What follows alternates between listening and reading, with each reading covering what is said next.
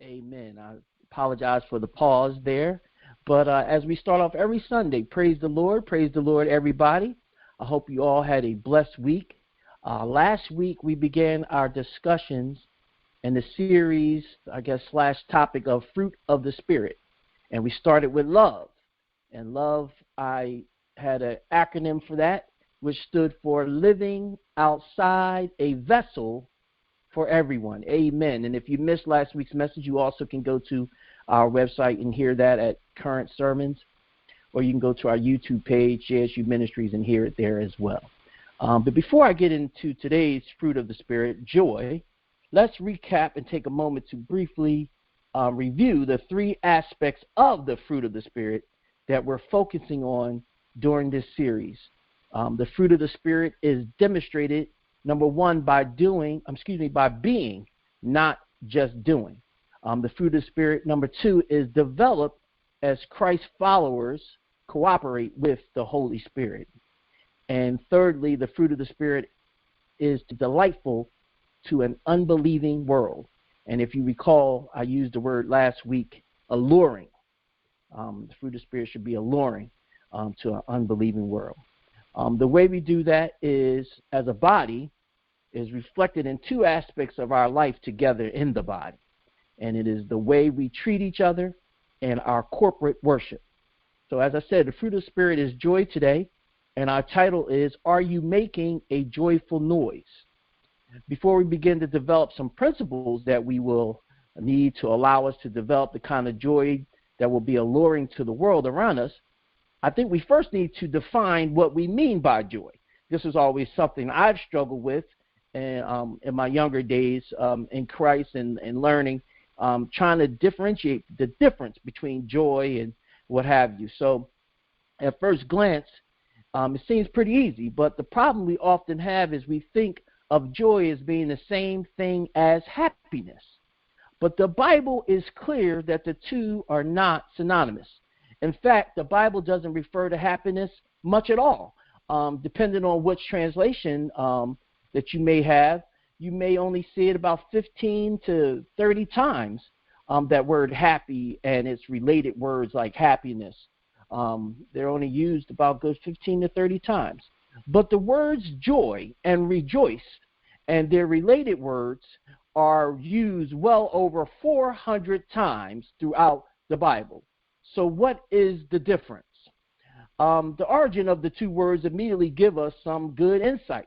The word happy comes from the root word hap, H-A-P, which means chance or luck. We also get our English words happy, happen, or happenstance from that same word. All of those words carry with them the idea that things occur randomly, by chance, or according to luck. The primary New Testament word for joy, and the one used by Paul when describing the fruit of the Spirit, is Greek word chara, C-H-A-R-A, which interestingly is also the root word or the root for the Greek word we translate as grace. So the biblical joy is closely connected to the operation of God's grace in our life. Hopefully you're following me here. So just to recap, happiness is an emotion, it's conditional, it's manufactured by man, and it's temporary. Amen. Joy is an attitude of the heart. It's unconditional, based on confidence in God, and it's a gift of the Holy Spirit, and also it is eternal. It's not temporary, it's eternal, because God is eternal.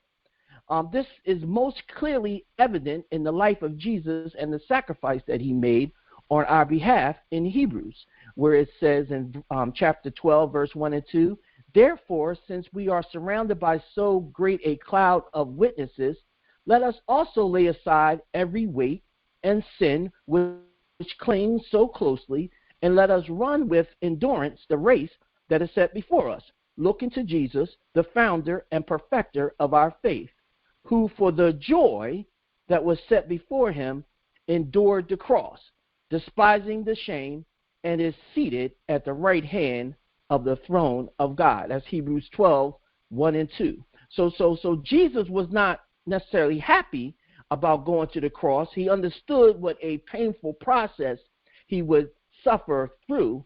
But even knowing that, he could have joy because of his confidence in God. He could look past the circumstances to the eternal purposes of God that would be accomplished through those circumstances. So when the fruit of the Spirit is operating within the body of Christ with that kind of joy, then we can be assured that our joy will be attractive and alluring to the world around us, where people quickly become disillusioned with the fleeting nature of their happiness. In layman terms, happiness is something you feel until the ball drops. Amen. Joy is what you feel whether the ball drops or not. So let's spend some time this afternoon seeing if we can discover how to develop real joy in our relationships with each other and in our relationship with God. Let's begin with developing joy in the way we treat each other. We'll find with every aspect of the fruit of the Spirit, there are almost limitless ways in which we can develop joy within our body. But I'll just focus on three, which I believe are the most relevant to us. Number one, look beyond our circumstances. That's a big one. The Apostle Paul wrote these words to the Philippian church regarding joy. He said, "Rejoice in the Lord always. Again, I will say, rejoice." And that's Philippians 4:4. Paul instructs the believers to rejoice. In fact, that is so important that he repeats the command again. And as I'm sure you may have guessed, that command is in what? Present tense. So we could literally translate it, keep on rejoicing. And in the verse which follows, Paul provides his readers with some insight about how they are to live their lives in order to be able to continually rejoice. But for time's sake, we're going to skip down to verse 10. That was 4:4. We're going to skip down to verse 10 and just deal with the one aspect of his instruction. And it says, "I rejoice in the Lord greatly that now at length you have revived your concern for me. You were indeed concerned for me, but you had no opportunity. Not that I'm speaking of being in need, for I have learned in whatever situation I am to be content. I know how to be brought low, and I know how to abound. In any and every circumstance, I have learned the secret of facing plenty and hunger, abundance and need. I can do all things through him who strengthens me." And that's Philippians 4:10 through 13. So for Paul, the key to being able to rejoice continually was he was able to look beyond his circumstances and to be content regardless of those circumstances. What really encourages me about Paul's words here is that he confirms that this is not something that any of us tend to do naturally, right? Notice that Paul says that he has learned to be content in whatever situation he is in. And the good news is that if Paul could learn to do that, we can learn to do that too. But this principle of developing contentment, which allows us to look beyond our circumstances, doesn't just apply to us as individuals. It also applies to us as a body. If we start looking around at our circumstances and complaining about them, how does that make us any different from the world around us? And how is it going to help us to be attractive and alluring place for people who are looking for real joy rather than just temporary happiness based on their circumstances? I was reading this past week as I was studying this word that if you look at the cause of many people who unfortunately decide to take their lives and the notes that they leave, one of the overriding things that they mention in these notes talks about happiness. And so we can conclude that the problem is that because happiness is temporary and because the happiness that they were not feeling caused them to feel a certain kind of way or to get into some type of depression. And we're not talking about, I guess, if somebody takes their life, one can make the argument that they're not mentally stable. But I'm talking about people who have it pretty much together, but they're seeking something that's only temporary, and that's happiness. Whereas if they was to seek the joy, as we say, the joy of the Lord is my strength. Come on, if they were to seek that and that which they will find, because then they can learn in the joy of the Lord that they can look past their circumstances. But when you see somebody that has the ability, come on, their faith and ability allows them to have hope, and with hope, one will have joy. It would be easy to look at a circumstance and begin to think that we're really insignificant to God, or that we don't really have an opportunity to make an impact on the community around us. It's easy to think that we shouldn't keep taking the gospel to the world around us because we get discouraged sometimes by the way they react.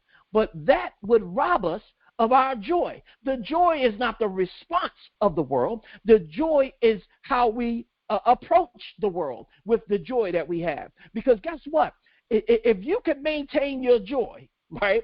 If you can maintain that warming feeling in your soul, despite how somebody treats you, and guess what? When people see you, what do they say? Why is she so happy all the time? Why he always smiling all the time? Right? That's what they say. And the reason they say that is because it is uncharacteristic for a person that, despite what's going on in the world, despite all the stuff that's happening around them, to still maintain that joy. And that in itself becomes alluring, because guess what? They want to know why they're so happy. They're asking the question, why are they so cheerful? Why are they so what? Joyful. Instead, we need to look beyond those circumstances and recognize that God has called us to be the salt and the light right here where he has placed us. And he has placed us, those of us on this line, amen, in different communities on a daily basis where each one of us has often limitless opportunities to stand up for Jesus and make an impact for the kingdom. And he also gives us a body of opportunities to penetrate our culture with the gospel. But we can only have a lasting impact for the kingdom of God if we look beyond our own personal circumstances and just be faithful to God wherever he wants to use us. Number one was look beyond our circumstances. Number two is find our joy in things in which God finds joy. Okay, minister, you're going to have to tell me something about this. Okay, so in Luke chapter 10, we find the account of Jesus sending out 72 of his followers to the surrounding cities to preach the gospel and to prepare the way for Jesus. The 72 returned with joy based on what they had experienced. But Jesus cautioned them about where they were to find their joy. He says in Luke 10, and this is verses 17 through 20, 72 returned with joy, saying, Lord, even the demons are subject to us in your name. And he said to them, I saw Satan fall like lightning from heaven. Behold, I have given you authority to tread on serpents and scorpions and over all the power of the enemy, and nothing shall hurt you.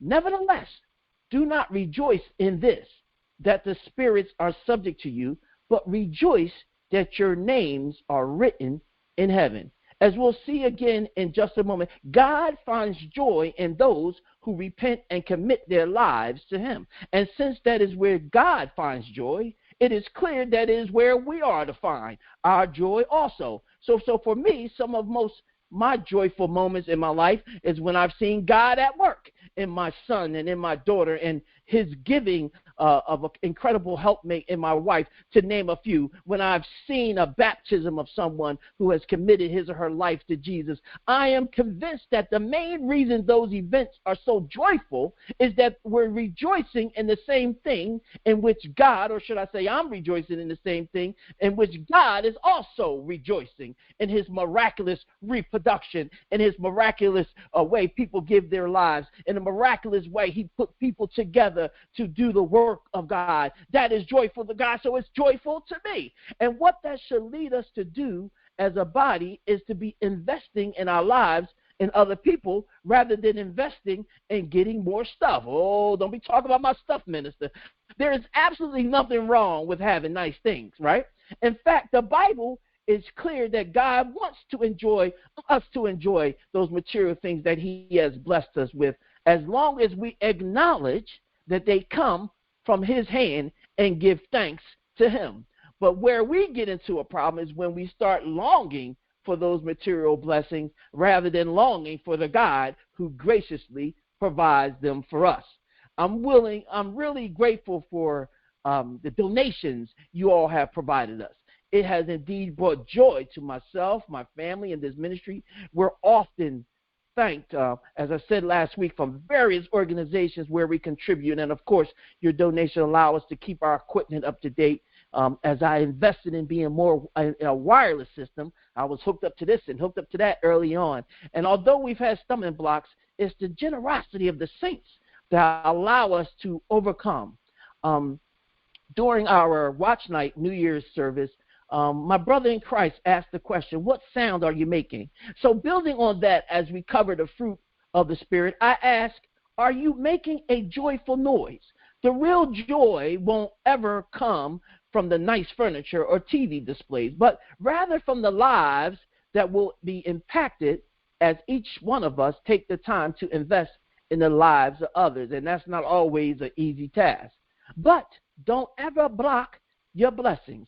So we had number one, which will look beyond your circumstances. And we had number two, find joy in things in which God finds joy. And then we have number three, share our joy with others. And Luke chapter 15, Luke records three parables that Jesus told that gives us some further insight into what gives joy to God, and also provides us with the last principle we'll look at this afternoon regarding how we can develop joy within our body.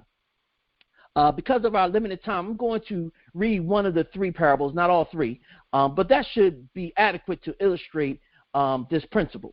So we're in Luke 15, verses 3 through 7, where it says, what man of you, having 100 sheep, if he has lost one of them, does not leave the 99 in the open country and go after the one that is lost until he finds it? And when he has found it, he lays it on his shoulders, rejoicing. And when he comes home, he calls together his friends and his neighbors, saying to them, rejoice with me, for I have found my sheep that was lost.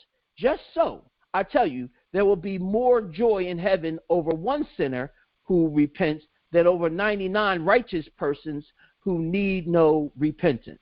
The first thing we see at the end of this parable is a confirmation that God and his angels find joy in those who repent and commit their lives to Jesus. But there's another important principle contained in this account. You notice that when the man finds his lost sheep, he doesn't just keep that joy to himself. Come on. He calls together his friends and neighbors so that they can rejoice with him. We find the same thing in the other two parables in that chapter. The woman who finds the lost coin and the man whose lost son comes home also call others to rejoice with them. Paul confirms this principle in Romans 12:15, where he says, rejoice with those who rejoice.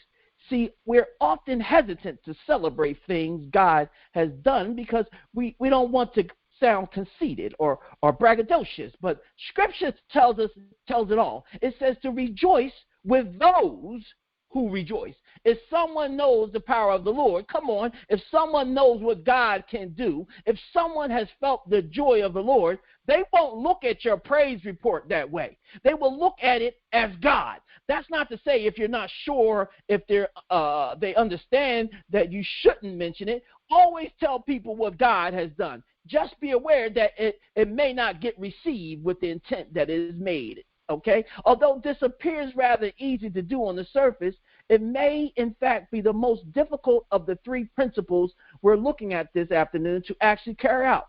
I think it is really hard for us to share our joy sometimes because we're worried about how others are going to react to it. And conversely, sometimes it's really hard for us to share in joy of others when maybe we don't have the same joy in our lives. It's really hard sometimes to do what Paul instructs us to do with these words in 1 Thessalonians 5:16 and 18, where he says, rejoice always, pray without ceasing, give thanks in all circumstances, for this is the will of God in Christ Jesus for you. And yet when we're able to do that, when we all rejoice together regardless of the circumstances, that becomes some fruit that is very alluring and attractive to those around us. Developing joy in our worship. So we have to look at this thing different, because for every person who may think that you're bragging, for every person that might look down upon you and feel like you're being conceited. There's someone that you're going to inspire to seek God for the things that they need, to seek God for everything, because they see that you have sought God and they see how you are blessed. But yet there's those moments when we're hesitant to go there because we don't want people to feel any kind of way or whatever. I remember a pastor saying, it's not bragging if it's true. Give thanks to God regardless of the circumstance. We saw this principle just a moment ago when we looked at the passage from 1 Thessalonians 5 that commands us to give thanks in all circumstances. Let's face it, it's pretty easy to give thanks to God when things are going well, but when the things going gets rough, as the song says, will you decide then to make Jesus your choice?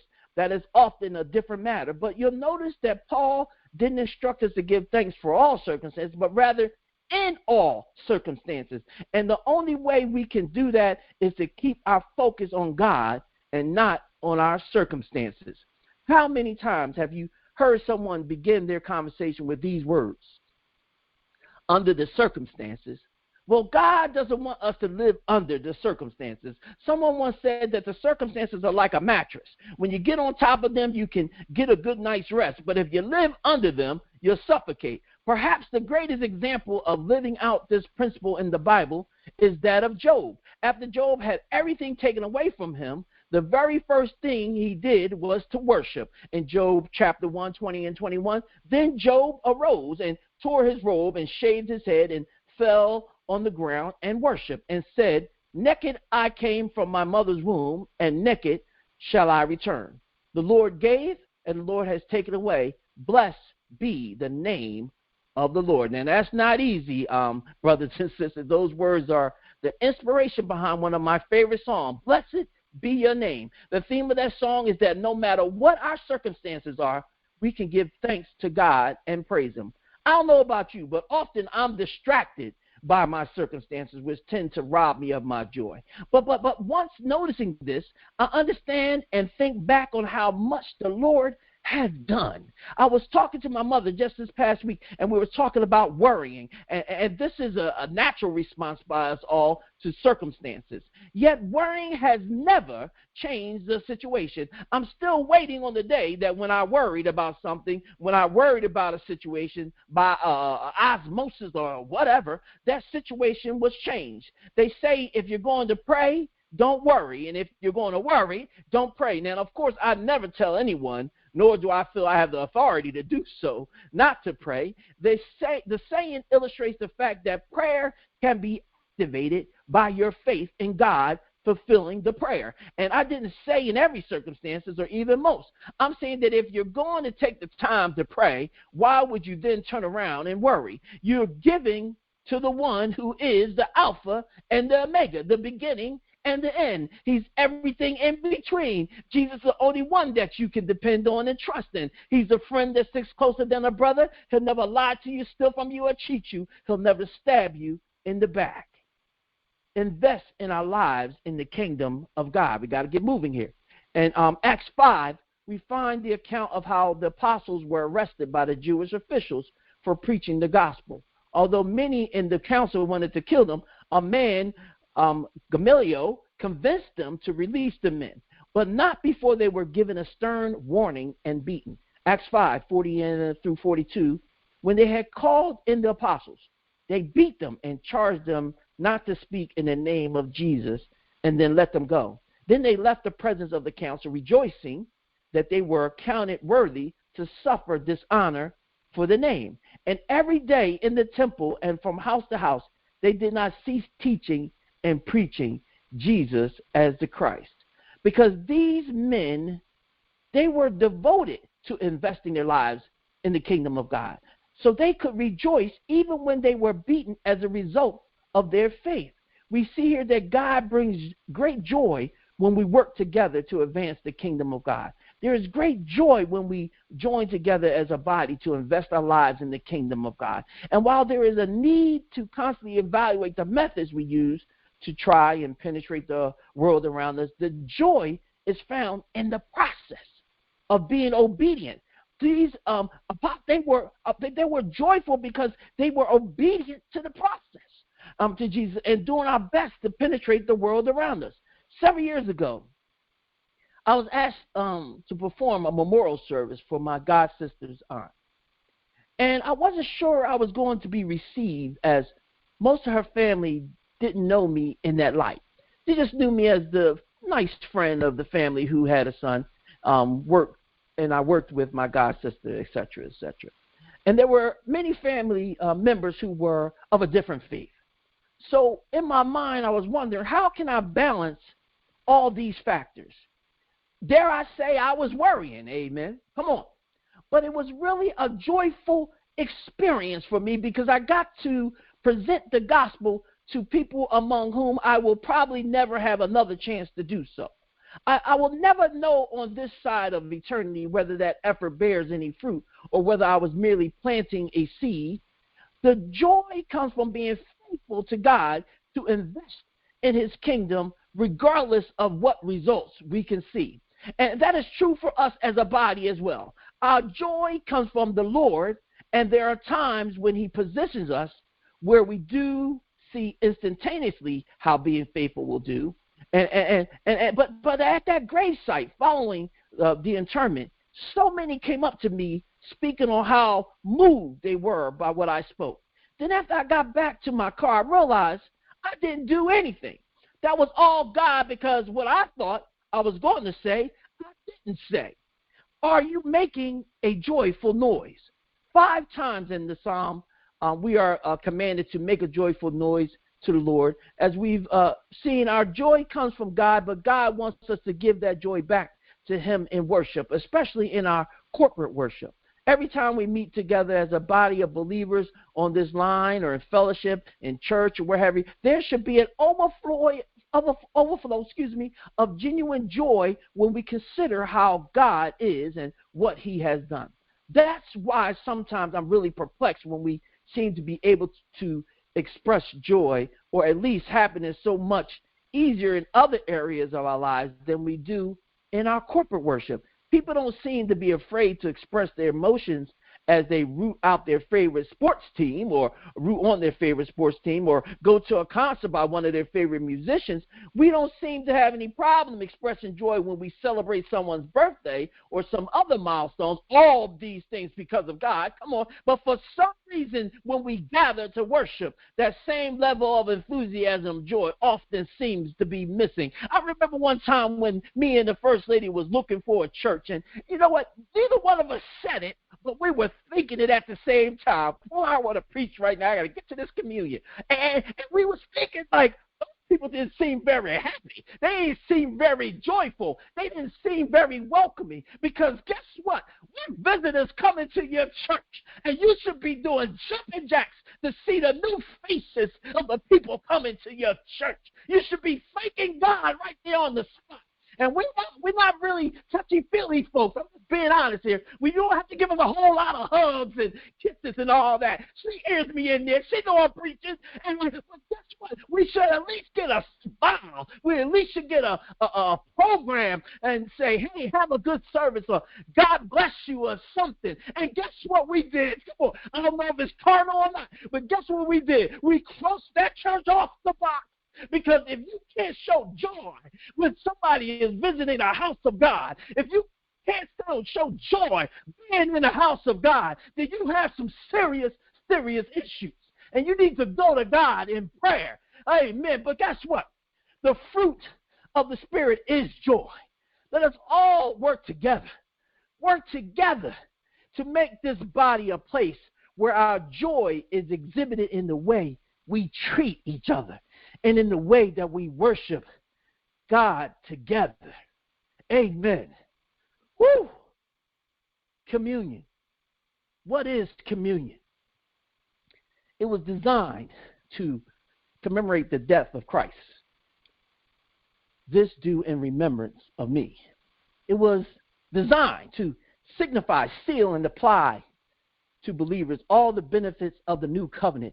In this ordinance, Christ ratifies his promises to his people, and they, on their part, solemnly consecrate themselves to him and to his entire service, to be a badge of the Christian profession, to indicate and to promote the communion of believers with Christ, to represent the mutual communion of believers with each other. Please prepare your elements so we can bless them as I give you a little more backstory while you prepare. I probably should be taking a breather, but I'm not. Amen. I'm going to press through. Communion was instated by Jesus himself. Jesus uttered these words at the last meal he shared with his disciples before his death. It was the Passover, a time during which the Jews commemorated their escape from slavery in Egypt, and it was an important meal. Different churches and traditions celebrate communion diversely. There are three main ways: through a communion cup, which all drink, through intentions, dipping the bread into the communal cup, or through the offering of individual cups and pieces of bread and wafers. So if any of you at the sound of my voice ever want to have the more traditional pieces of bread and juice and wafer or what have you, just reach out to our ministry and we will get that to you. Let's bless the elements. Oh God, the eternal Father, we ask thee in the name of thy Son, Jesus Christ, to bless and sanctify this bread or wafer and wine or juice or whatever fluid your brothers and sisters have, to the souls of all those who partake of them, that they may drink and eat in remembrance of the body and blood of thy Son, and witness unto thee, O God, the eternal Father, that they are willing to take upon them the name of thy Son and always remember him and keep his commandments, which he has given us, that they may always have his Spirit to be with them. Bless these elements in the name of the Father, the Son, and the Holy Spirit. Amen. On the night in which he was betrayed, Jesus took bread. And when he had given thanks, he broke it and said, "This is my body, which is for you. Do this in remembrance of me. Take ye and eat."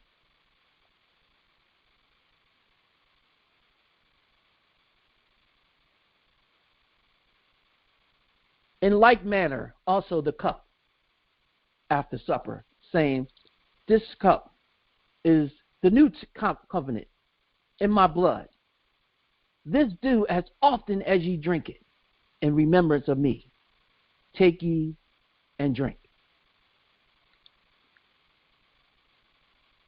For as often as you eat this bread and drink the cup, you proclaim the Lord's death till he come. May the Spirit of the Lord dwell within you and through your senses so you can represent Christ wherever you go, saving souls with the faith of God. Amen. Now to him who is able to keep you from stumbling and to present you blameless before the presence of his glory with great joy, to the only God, our Savior, through Jesus Christ our Lord, be glory, majesty, dominion, and authority before all time, now and forever and ever. Amen.